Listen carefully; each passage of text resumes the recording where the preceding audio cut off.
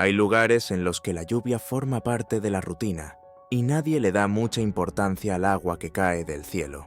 Pero algunas lluvias en el mundo son todo menos convencionales y cuando ocurren dejan historias que abarcan generaciones.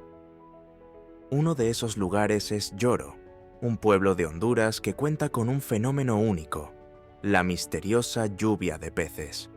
Pero, ¿qué ocurre realmente en Lloro? ¿Realmente caen peces del cielo o es solo una buena historia para llamar la atención? Quédate, porque ahora Bello Mundo te va a llevar a descubrirlo todo sobre este enigma. Número 1. Ubicación y datos geográficos. Honduras puede parecer discreta en el mapa, pero tiene una riqueza natural e histórica que sorprende. Situada en pleno corazón de Centroamérica, está rodeada por El Salvador, Guatemala y Nicaragua, con el Mar Caribe al norte y el Océano Pacífico al sur. Esta posición estratégica no es solo geográfica, conecta culturas, economías e historias de toda América. El territorio del país abarca más de 112.000 kilómetros cuadrados y es impresionantemente diverso. Las altas montañas dominan gran parte del interior, contrastando con densos bosques y fértiles valles que sustentan la agricultura local. En el norte, la proximidad del Caribe no solo define los paisajes, sino que también moldea el clima y la biodiversidad, mientras que el litoral meridional, más discreto, esconde joyas como el Golfo de Fonseca. Hablando de naturaleza, no podemos dejar de mencionar el sistema arrecifal mesoamericano, que recorre gran parte de la costa caribeña. Se trata del segundo mayor arrecife de coral del mundo y un auténtico paraíso para los submarinistas, con aguas cristalinas que revelan un fascinante universo submarino. En cuanto al clima, el país no tiene rival en cuanto a diversidad. La región costera, influida por el Caribe, es cálida y húmeda casi todo el año, mientras que el interior montañoso ofrece temperaturas más suaves. Entre mayo y noviembre, la estación lluviosa transforma los paisajes y aporta un aire diferente al territorio, mientras que los meses secos, de diciembre a abril, son ideales para explorar playas y rutas de senderismo. Con tal diversidad de paisajes y climas, este país es mucho más que un punto en el mapa, y su historia, tan rica como su geografía, es lo que nos espera a continuación. Número 2. Historia. La historia de Honduras está llena de giros, marcada por la conquista, la explotación y una lucha constante por la independencia. Mucho antes de que los colonizadores pisaran estas tierras, el territorio ya albergaba a una de las civilizaciones más avanzadas de América, los mayas. Copán, uno de sus centros más importantes, era un verdadero ejemplo de grandeza, con imponentes templos y refinadas esculturas. Pero, como ocurre en tantas historias, todo esto empezó a cambiar en el siglo XVI. La llegada de los españoles, capitaneados por Hernán Cortés y sus comandos, pasó la página de la historia local. El territorio se transformó en colonia y sus riquezas, especialmente el oro y la plata, se drenaron hacia Europa.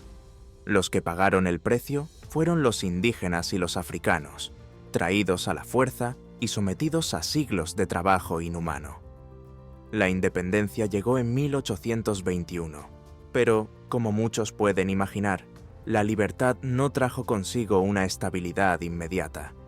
Se sucedieron los golpes de Estado y las disputas políticas, y en este ambiente apareció un nuevo tipo de conquistador: las compañías bananeras.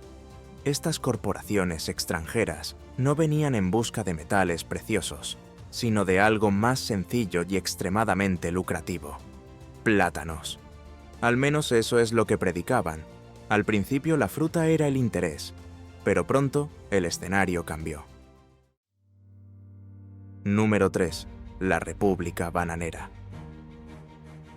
A finales del siglo XIX, grandes nombres como la United Fruit Company y la Standard Fruit Company desembarcaron en el país con promesas de progreso y desarrollo. pero lo que hicieron fue convertir tierras fértiles en imperios privados.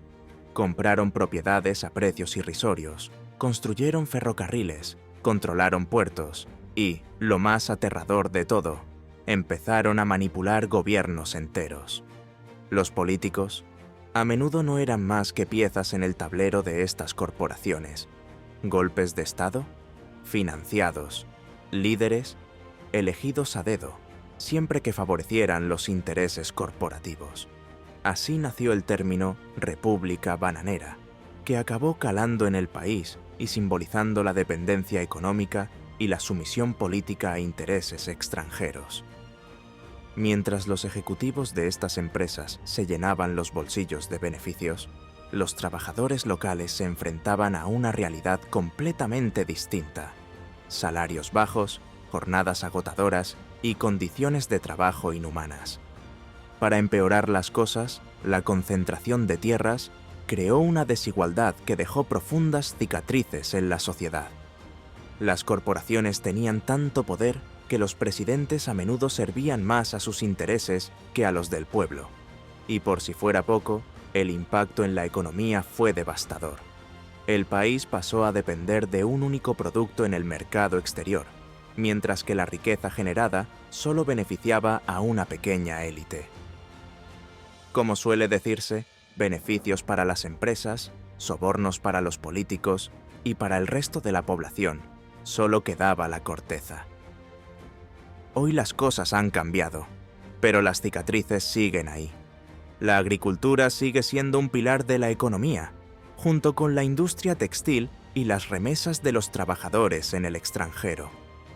En educación, aunque los índices de alfabetización han avanzado, los retos en las zonas rurales siguen siendo enormes. Y he aquí una curiosidad: el estudio no es obligatorio. En educación hay signos de progreso, pero el sistema sigue afrontando importantes retos, especialmente en las zonas rurales, donde las infraestructuras son precarias. Y he aquí un dato curioso: en el país, la educación no es obligatoria para los jóvenes mayores de 14 años. Según la Constitución, estudiar es un derecho, pero no una obligación a partir de esa edad. No hay que ser un genio para darse cuenta de que los niños se ven obligados a abandonar los estudios, aunque no quieran, para poder ayudar con los gastos de la casa, ¿verdad? Aún así, el país sigue adelante, tratando de reinventarse mientras arrastra las lecciones de su pasado. Número 4. Los mejores destinos. Dado que Copán ya ha hecho su aparición aquí, no podemos evitar prestar más atención a este fascinante lugar. Conocida como la Atenas del mundo maya, esta antigua ciudad es un verdadero tesoro arqueológico. ¿Qué la hace especial? Sus detalladas esculturas, sus majestuosos templos y las famosas estrellas que narran las historias de los gobernantes mayas. Pasear por sus ruinas es como viajar en el tiempo, sumergirse en uno de los capítulos más increíbles de la historia precolombina. Pero el país no es solo pasado. Si le gustan las playas paradisíacas, tiene que visitar las islas de la bahía. Roatán, Útila y Guanaja ofrecen aguas cristalinas, arrecifes de coral y un ambiente caribeño difícil de resistir. Si las playas no son lo suyo y prefiere paisajes más montañosos, el interior es igual de impresionante. La región de la Tigra, por ejemplo, alberga un parque nacional que mezcla densos bosques, senderos y cascadas. Un destino perfecto para quienes buscan desconectar y respirar aire puro. Y hablando de plato lleno, no puede perderse la gastronomía hondureña, que también es objeto del siguiente capítulo. Número 5. Gastronomía. En cuanto a sabores, el país cuenta con una cocina que mezcla tradiciones indígenas, africanas y españolas, dando como resultado platos que son verdaderas invitaciones al placer. La cocina local es vibrante, con colores, aromas y especias que hacen única cualquier comida. Para empezar bien el día, la baleada es imprescindible. Esta tortilla de trigo rellena de alubias refritas, queso y nata, es un clásico que conquista a todo el mundo. Si quieres algo más fuerte, solo tienes que añadir carne, huevos o incluso aguacate. El lema aquí es sencillo: cuanto más llene, mejor. Para comer o cenar, nada representa mejor la cocina local que el plato típico. Es una combinación que complace a todos los paladares: carne a la parrilla, arroz, judías, plátanos fritos y, por supuesto, tortillas. Es comida casera en estado puro. Si está cerca de la costa o en las islas de la bahía, la estrella del menú es la sopa de caracol. Hecha con leche de coco, plátanos y trozos de caracol de mar, esta delicia caribeña es cremosa, rica e inolvidable. Y si es de los que no pueden prescindir del postre, entonces no se pierda la capirotada, un budín de pan con miel, pasas sultanas y especias, perfecto para los más tradicionales, sobre todo en Semana Santa. Ya se habrá dado cuenta de que, sean cuales sean sus preferencias, playas, montaña, historia, cultura o buena comida, siempre hay algo especial esperándole en este país. Pero si además de todos estos lugares y encantos que acabamos de mencionar, hay un lugar que atrae la atención de todo el mundo, ese es Yoro. Número 6. Yoro, ciudad de los milagros. Yoro es un lugar que combina encanto natural y misterio. Rodeada de verdes colinas y fértiles valles, esta región del interior es famosa por su diversidad agrícola. Del cacao al café, la tierra aquí es generosa. Pero hay mucho más. Geográficamente, Yoro es un departamento con una superficie de casi 8.000 kilómetros cuadrados y una población aproximada de 590.000 habitantes. Su capital, La Unión, es conocida por su tranquilidad y su belleza natural. Entre ellas destacan las impresionantes cascadas de Pito Solo y los exuberantes paisajes de la Sierra de Omoa, que encantan a los visitantes en busca de aventura y conexión con la naturaleza. Pero lo que realmente sitúa a Yoro en el mapa y en la imaginación de personas de todo el mundo es algo muy distinto, un fenómeno tan singular que parece salido directamente de una película. ¿Conoces esa animación en la que una máquina hace llover hamburguesas? Pues aquí la máquina no existe, pero la lluvia es real, y en lugar de hamburguesas, tenemos pescado. Sí, has oído bien. En Yoro, 1 o 2 veces al año, los peces caen literalmente del cielo. Es un espectáculo sacado directamente de la Biblia. Durante las tormentas intensas, con fuertes vientos y truenos, decenas, a veces cientos de peces aparecen en el suelo, como si hubieran sido arrojados directamente de las nubes. En varias partes del mundo se han registrado lluvias de animales, aunque son raras. Ranas, serpientes, ratas, arañas e incluso medusas han protagonizado estos extraños acontecimientos. Algunos ejemplos son una lluvia de serpientes en Estados Unidos, en 1877, ratas en Argelia, en 1902, y peces en Australia y la India en los últimos años. Pero lo que hace a Yoro tan especial es la frecuencia de este acontecimiento. Aquí ocurre al menos una vez al año, y a veces incluso más. Un fenómeno intrigante que sigue atrayendo la atención y las teorías. Número 7. ¿Por qué ocurre? En lo que respecta a la famosa lluvia de peces de Yoro, existen varias hipótesis, pero ninguna respuesta definitiva. Este fascinante fenómeno ha dado lugar a muchas teorías, desde explicaciones científicas hasta interpretaciones más cercanas a lo sobrenatural. Algunos expertos sostienen que el suceso está relacionado con trombas de agua, también conocidas como trombas de agua. Estos fenómenos, similares a los tornados que se forman sobre masas de agua, pueden succionar peces y otros animales pequeños, transportándolos a grandes distancias hasta que son arrojados a tierra. Durante las tormentas intensas, las trombas podrían ser las responsables de traer peces del mar a Yoro. Sin embargo, hay un detalle que hace esta explicación un poco improbable. Yoro se encuentra a unos 73 kilómetros de la costa.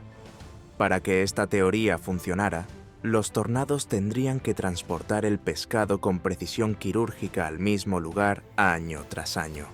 Otra teoría más plausible tiene que ver con el subsuelo. Un equipo de National Geographic sugirió en los años 70 que los peces emergen de las corrientes subterráneas durante las lluvias torrenciales. Estos animales, según el estudio, no se encuentran en los ríos de la región, sino que son de agua dulce.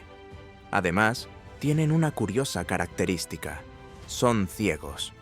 Esto refuerza la idea de que viven en cuevas o ríos subterráneos, siendo sacados a la superficie por la fuerza de las lluvias. ¿Qué hay de cierto hasta ahora? Nada.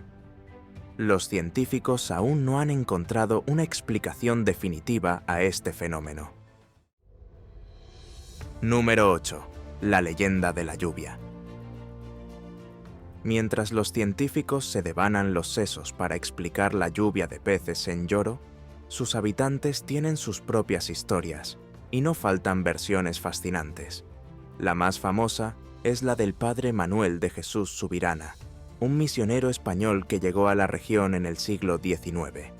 Cuenta la leyenda que, al comprobar el hambre y la extrema pobreza de los lugareños, el padre Subirana decidió actuar.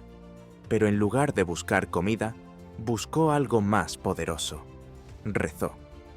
Pasó 3 días y 3 noches en intensa oración, pidiendo a Dios que ayudara a aquella gente desesperada. ¿La respuesta?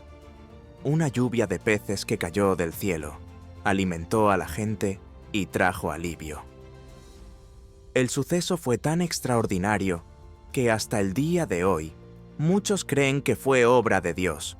Esta historia no solo corrió de boca en boca, incluso inspiró al célebre escritor Jorge Montenegro, que incluyó el milagro de los peces en sus famosos cuentos y leyendas de Honduras, haciendo que la narración cobrara vida más allá de las fronteras de la ciudad. Para los lugareños, la lluvia de peces va más allá de las explicaciones científicas o los rituales, forma parte de lo que son. Cada año, la ciudad celebra este fenómeno con festivales y desfiles que mezclan tradición y fe, pero también como una parte importante para ganar dinero extra. Número 9. Lucrarse con el pescado. La famosa lluvia de peces de Yoro, además de ser un fenómeno inexplicable, se ha convertido en algo mucho más grande para los lugareños. El acontecimiento anual, que ya era motivo de celebración y de historias transmitidas de generación en generación, es ahora una oportunidad económica que está cambiando vidas. Con poco más de 100.000 habitantes, gran parte de la población de Yoro vive del trabajo informal y se enfrenta a dificultades cotidianas. En una región donde la renta media es de apenas $1 al día, cada recurso cuenta. Y cuando ese recurso cae literalmente del cielo, ¿cómo no aprovecharlo? Con esto en mente, una agencia de publicidad británica se asoció con un gigante del pescado para crear un modelo económico sostenible. La idea era sencilla: convertir la famosa lluvia de peces en una forma estructurada de mejorar las condiciones de vida de la comunidad. Así nació el proyecto Pez Cielo. Funciona así. Durante el acontecimiento, las familias se apresuran a recoger los peces que caen del cielo, como tilapias, pargos y lubinas. A continuación, se entregan a centros de clasificación locales, donde se limpian y procesan. A continuación, el pescado se envasa con materiales 100% sostenibles, fabricados con cáscaras de plátano, y se envía a más de 200 restaurantes y supermercados de todo el país. El origen inusual y la exclusividad permiten vender el producto como premium, lo que garantiza más beneficios para todos. ¿Y por qué supone esto tanta diferencia? Porque cada kilogramo de pescado recogido reporta unos $13. Durante el evento, muchas familias consiguen pescar al menos 10 kilos de pescado, lo que ya supone un importante alivio económico. Al principio, es cierto, los lugareños dudaban un poco de la iniciativa de venta. Después de todo, durante años, la lluvia de pescado se consideró un regalo divino y una oportunidad de saborear algún tipo de carne en una región donde el alimento básico es el maíz y las judías. Pero con el tiempo, la idea cobró fuerza. Muchos se dieron cuenta de que era posible mantener la esencia del acontecimiento y, al mismo tiempo, asegurarse unos ingresos extra. Hoy, el fenómeno no es solo un misterio o una tradición. Se ha convertido en una mezcla perfecta de fe, celebración y una nueva fuente de ingresos. ¿Quién iba a pensar que algo tan surrealista como peces cayendo del cielo podría transformar tanto la vida de la gente? Y así llegamos al final de nuestro viaje por Honduras y el misterioso Yoro, la tierra de la increíble lluvia de peces. Ahora queremos conocer tu opinión. ¿Qué es lo que más te ha llamado la atención? ¿El milagro contado en la leyenda? ¿El misterio que desafía a la ciencia? ¿O cómo el fenómeno está cambiando la vida de los lugareños? Cuéntanoslo en los comentarios y comparte tus impresiones sobre esta historia única. Si le gustan los contenidos que exploran lugares con sucesos tan fascinantes como inesperados, quédese con nosotros. Hay mucho más de nuestro bello mundo por descubrir juntos. Gracias por seguirnos. Nos vemos en el próximo episodio de este viaje por lo extraordinario.